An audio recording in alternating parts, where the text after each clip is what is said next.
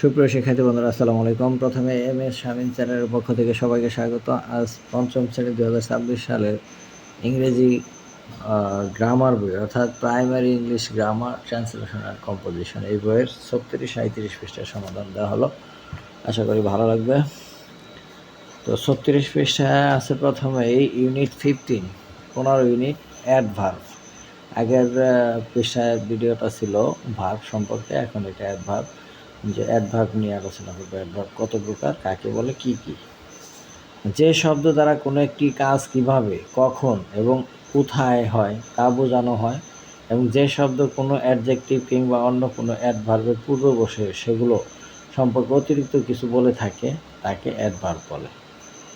আমি আবার পড়তেছি। যে শব্দ দ্বারা কোনো একটি কাজ কিভাবে, কখন বা কোথায় হয় তা বোঝানো হয়, এবং যে শব্দ কোনো অ্যাডজেক্টিভ কিংবা অন্য কোনো অ্যাডভার্বের পূর্ব বসে সেগুলো সম্পর্কে অতিরিক্ত কিছু বলে থাকে তাকে অ্যাডভার্ব বলে। যেমন slowly, early, well, just, very, etc. কাজ অনুসারে অ্যাডভার্বকে প্রধানত 3 ভাগে ভাগ করা হয়, যথা simple adverb, interrogative adverb, relative or conjunctive adverb. এই অ্যাডভার্ব হচ্ছে 3 রকম। তো প্রথমেই সিম্পল অ্যাডভার্ব। সিম্পল অ্যাডভার্ব যে অ্যাডভার্ব কোনো ওয়ার্ড বা সেন্টেন্সকে বিশেষিত করে, অ্যাডভার্ব কোনো ওয়ার্ড বা সেন্টেন্সকে বিশেষিত করে তাকে সিম্পল অ্যাডভার্ব বলে। যেমন late, recently, slowly, early, well, just, very, etc. অর্থানুসারে সিম্পল অ্যাডভার্বকে আবার 3টি প্রধান ভাগে ভাগ করা হয়, যথা adverb of time, adverb of place, adverb of manner. আবার বলতেছি আমি, adverb of time, adverb of place, adverb of manner. Adverb of time, এটা হচ্ছে অ্যাডভার্ব অফ টাইমটা কি, যেসব অ্যাডভার্ব কোনো ভার্বের কার্য সম্পাদন হওয়ার সময় নির্দেশ করে তাদেরকে অ্যাডভার্ব অফ টাইম বলে।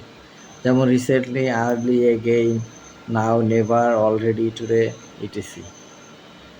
আর অ্যাডভার্ব অফ প্লেস, যেসব অ্যাডভার্ব কোনো ভার্বের কার্য সম্পাদন হওয়ার স্থান নির্দেশ করে তাদেরকে অ্যাডভার্ব অফ প্লেস বলে। স্থান নির্দেশ করে, যেমন here, there, near, abroad, out, inside, up, anywhere, etc. আর 3 নম্বরে হচ্ছে অ্যাডভার্ব অফ ম্যানার, যেসব অ্যাডভার্ব কোনো ভার্বের কাজ কিভাবে সম্পন্ন বা নিষ্পন্ন হয় তা নির্দেশ করে তাদেরকে অ্যাডভার্ব অফ ম্যানার বলা হয়। যেমন wisely, clearly, widely, suddenly, politely, slowly, etc. Interrogative adverb, যেসব অ্যাডভার্ব প্রশ্ন জিজ্ঞেস করতে ব্যবহৃত হয় তাদেরকে ইন্টারোগেটিভ অ্যাডভার্ব বলা হয়। ইন্টারোগেটিভ অর্থাৎ প্রশ্ন জিজ্ঞেস করা হয় তাদেরকে ইন্টারোগেটিভ অ্যাডভার্ব বলে। যেমন হোয়ার, হো, how, why, how many, how much, etc. এগুলা ডাব্লিউএইচ কোশ্চেনের মতোই ইন্টারোগেটিভ অর্থাৎ প্রশ্ন করা বোঝায়।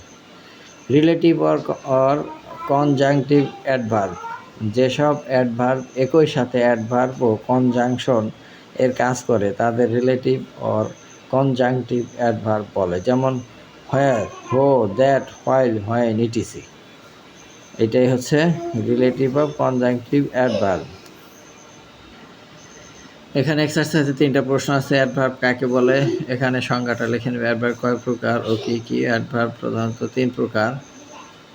কী কী এখানে বলা আছে। প্রত্যেক প্রকার অ্যাডভার্বের সংজ্ঞা সহ উদাহরণ দাও। তো শিক্ষার্থী বন্ধুরা, আজ এ পর্যন্তই। দেখা হবে পরবর্তী পৃষ্ঠার ভিডিও নিয়ে। সে পর্যন্ত সবাই সুস্থ থাকবে। ধন্যবাদ সবাইকে।